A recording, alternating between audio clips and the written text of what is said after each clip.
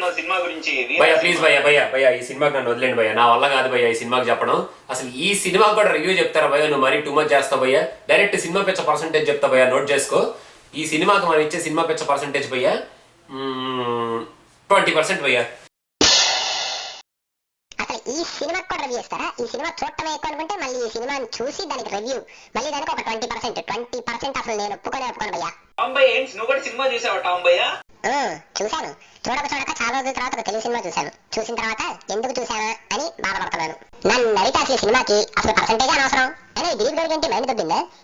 ఈ సినిమా 20% ఇస్తానంటే వీడు ఏంటి భయ్యా, వీడు తాగేసి మాట్లాడుతున్నాడా లేకపోతే హోస్ట్ ఏమని మాట్లాడుతున్నా? రిలాక్స్ భయ్యా, దిలీప్ నువ్వు చెప్పు భయ్యా. ఈ సినిమాకి అసలు ఎక్స్ప్లెనేషన్ ఇవ్వద్దు అనుకున్నాను. మన టాంబయ్య మరి బాగా ఫ్రస్ట్రేట్ అవుతున్నాడు కాబట్టి ఈ సినిమాకి 20% ఎందుకు ఇస్తున్నాం అంటే, మనం ఈ సినిమా భయ్య మన రైడ్ తీసిన డైరెక్టర్ రమేష్ వర్మ డైరెక్టర్ భయ్య, ఆయన డైరెక్షన్ లో మన గణేష్ అని పాపం కొత్త ప్రొడ్యూసర్ అనుకుంటా, ఆయన ప్రొడక్షన్ లో వచ్చిన సినిమా భయ్య వీర.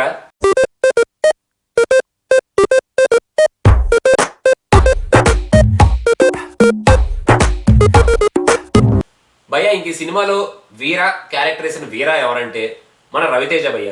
నార్మల్ గా మాస్ మహారాజా రవితేజ అంటే ఎంటర్టైన్మెంట్ గ్యారంటీడ్ భయ్య. కాకపోతే ఈ మధ్య మన టాలీవుడ్ లో ట్రెండ్ మారింది కదా భయ్య, అంటే మన తొడగొట్టటాలు, మీసం తిప్పటాలు, కత్తి పట్టుకొని ఎవరు నరుకుతున్నానో ఎలా నరుకుతున్నానో ఇష్టం వచ్చినట్టు నరకటాలు, ఈ సినిమాలకు ట్రెండ్ ఎక్కువైపోయింది కదా భయ్య.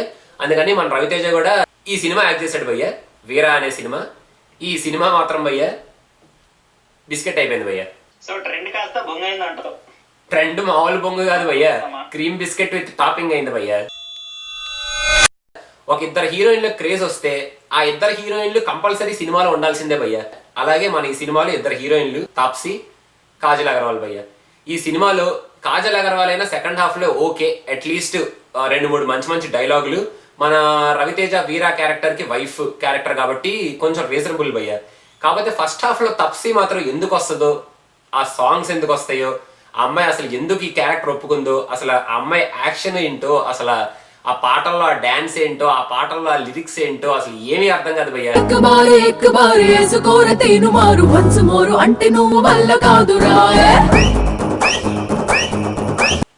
ఈ సినిమా ప్లాట్ ఏంటంటే భయ్యా, ఒక నరసింహ నాయుడు, ఒక సమరసింహారెడ్డి, ఒక ఇంద్ర, ఒక ఛత్రపతి.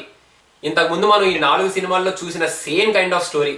అంటే హీరో ఫస్ట్ హాఫ్ లో ఏదో ఒక ఫ్యామిలీని సేవ్ చేయడానికి రావడం, ఆయన ఎవరికి తెలియకపోవడం, సెకండ్ హాఫ్ లో సడన్ గా అంటే ఇంటర్వెల్ సీక్వెన్స్ ముందు సడన్ గా విలన్ ఎంటర్ అవడం, హీరోని షూట్ చేయడం, హీరో హాస్పిటల్కి వెళ్ళడం, హాస్పిటల్ బెడ్ మీద ఉన్నప్పుడు పోలీస్ ఇన్స్పెక్టరో లేకపోతే హీరోకి బాగా కావాల్సిన వాళ్ళు ఎవరో వచ్చి ఈయనెవరో మీకు తెలుసా అని చెప్పి ఒక ఎక్స్క్లమేషన్ మార్క్ తో ఆ ఫ్లాష్ బ్యాక్ స్టోరీ రివీల్ చేయడం.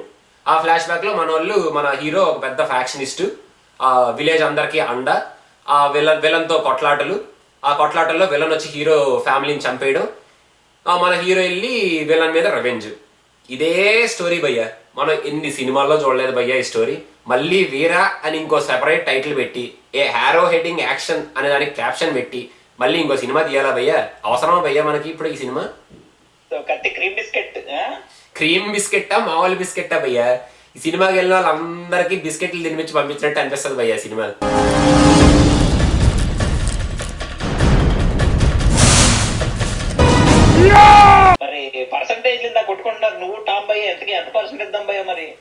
పర్సంటేజ్ల కింద కొట్టుకోవడం అంటే భయ్యా, మరి మన టాంబయ్య 20% అంటే ఒప్పుకోవట్లేదు కదా భయ్యా. ఇంకోసారి సినిమాకి 20% అన్నావు అనుకోరా, గోరెకి గీకేస్తాను కదా. నన్ను అడిగితే ఈ సినిమాకి ఒక 5% కన్నా ఎక్కువ ఇవ్వాలమ్మా. పర్సంటేజ్ ఇస్తా అని ఏడుస్తున్నారు కాబట్టి ఓకే, ఒక 15% ఇచ్చుకోండి. టాంబయ్యని సాటిస్ఫై చేస్తూ నేను కూడా సాటిస్ఫై అవుతూ బాగా థింక్ చేసి మనం ఇచ్చే పర్సంటేజ్ ఓ 15% భయ్యా. 15% భయ్యో, 50% కాదు, 1, 5, 15%. టాంబయ్య దిలీప్ భయ్య మరి 15% అంటే మరి బాగా హర్ట్ అయినట్టున్నారు కదా వీరా అని. బాగా హర్ట్ అవటం కాదు భయ్యా, నేను ఈ సినిమాకి 15% ఎందుకు ఇవ్వాలి వచ్చిందని ఒక చిన్న 4-5 చిన్న రీజన్స్ చెప్తా భయ్యా. సినిమా 15% ఎందుకు ఇచ్చామంటే, ఈ సినిమాలో గొడుగు సెంటిమెంట్ ఉంటుంది భయ్యా. ఎండ వస్తే గొడుగు, వాన వస్తే గొడుగు, చివరికి కొబ్బరి తోటలో కొబ్బరి చెట్ల కింద నీడ దగ్గర ఉన్న గొడుగు. సరే ఓకే, గొడుగు పట్టుకున్నాడు కదా అంటే రవితేజ ఏమో గొడుగుకో 4 అడుగులు ముందుంటాడు, గొడుగేమో రవితేజకు 4 అడుగులు వెనకాల ఉంటుంది. మరి ఆ గొడుగు ఎందుకు పట్టుకున్నట్టే నాకు అసలు అర్థం కావట్లేదు భయ్యా. ఇంకా సెకండ్ హాఫ్కి వస్తే భయ్యా, సెకండ్ హాఫ్ లో వల్గర్ కామెడీ. సెకండ్ హాఫ్ లో మామూలుగా కబడ్డీ సీన్ అంటే మరి బాగా ఇన్నోవేటివ్ గా ప్లాన్ చేద్దామని మన డైరెక్టర్ గారు అమ్మాయిల చేత కబడ్డీ ఆడిచ్చేస్తారు భయ్యో. ఆ సీన్ అబ్బో చాలా వరస్ట్ ఉంటుంది భయ్యో చూడడానికి.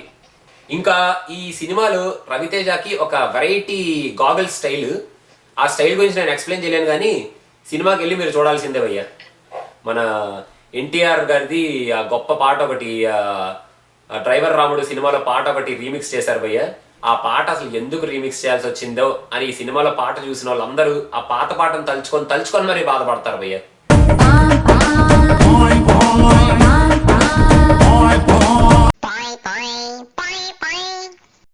భయ్యా సినిమాకి 6 పాటలు ఉండాలని ఎవరు డిసైడ్ చేశారో తెలియదు కానీ ఆ 6 పాటల్ని ఎక్కడెక్కడ ఇరికిచ్చాలా అని చెప్పి మన డైరెక్టర్ బాగా కష్టపడినట్టు అనిపిస్తుంది భయ్యా ఈ సినిమాలో. ఈ సినిమాకి వీరా అని కాదు పరమ బోరా అని పెట్టి ఉండాల్సింది పేరు.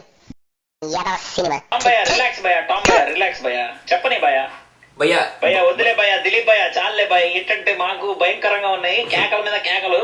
అర్థమైంది భయ, ఇది సినిమా గురించి మాకు వద్దు కానీ వేరే సినిమా పిక్చర్ రివ్యూస్ ఏమైనా ఉంటే చెప్పు భయ మంచిగా. మన సినిమా పిక్చర్ రివ్యూస్ గురించి చెప్పాలంటే భయ్యా ఫేస్బుక్ లో చాలా దారుణంగా రియాక్ట్ అయ్యారు భయ్యా ఒక్కొక్కరు ఈ సినిమా చూసి.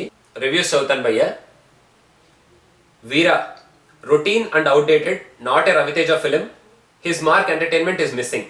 వీరా a broken arrow, Veera disaster of the decade. బాలకృష్ణకి స్క్రిప్ట్ రాస్తే రవితేజ స్క్రిప్ట్ కొట్టేసి సినిమా తీసినట్టుంది. వీరా చూడండి, మీ వీరత్వాన్ని కోల్పోండి. టార్చర్ మ్యాక్స్ గా ఉంది, వర్స్ట్ మూవీ. మరి ఇంకా చదవాలంటే భయ్యా ఇంకొక వద్దు వద్దు, ఇప్పుడు వరకు ఎన్న బూతులు చాలు, ఇంకా బూతులు ఉంటాయి వద్దు చాలు. ఇంకా కరెక్ట్ టైంలో ఆపేవు భయ్యా. నెక్స్ట్ ఇంకో 4-5 కామెంట్లు అయితే నిజం బూతులు రాశారు. సరే భయ్యా నువ్వు వద్దన్నావు కాబట్టి సరే మానేస్తాను. ఇది ఇంకా మన వీరా గురించి ఇంతకన్నా పెద్ద మనం డిస్కస్ చేసుకోలేం భయ్యా. ఇంకా సినిమాలో అంత పట్టలేదు కదా, బిస్కెట్ సినిమా కదా. టామ్ భయ్యా నువ్వు మరి ఫైనల్ గా వీరా గురించి ఏమంటావు చెప్పయ్యా ఒకసారి. నేను చెప్పేదేం లేదు భయ్యా, ఒకే ఒక్క మాట చెప్తా భయ్యా. ఒకసారి కనుక తీసిన సినిమాని మళ్ళీ తీసి, చూసిన స్టోరీని మళ్ళీ చూసి, వేరు వేరు పేరులతో వేరు వేరు హీరోలతో మళ్ళీ చూసిన సినిమాని ఇంకొకసారి చూపించారు అనుకోండి, గోరెట్టికి కట్టను ఒక్కొక్కని అనుకుంటున్నారు.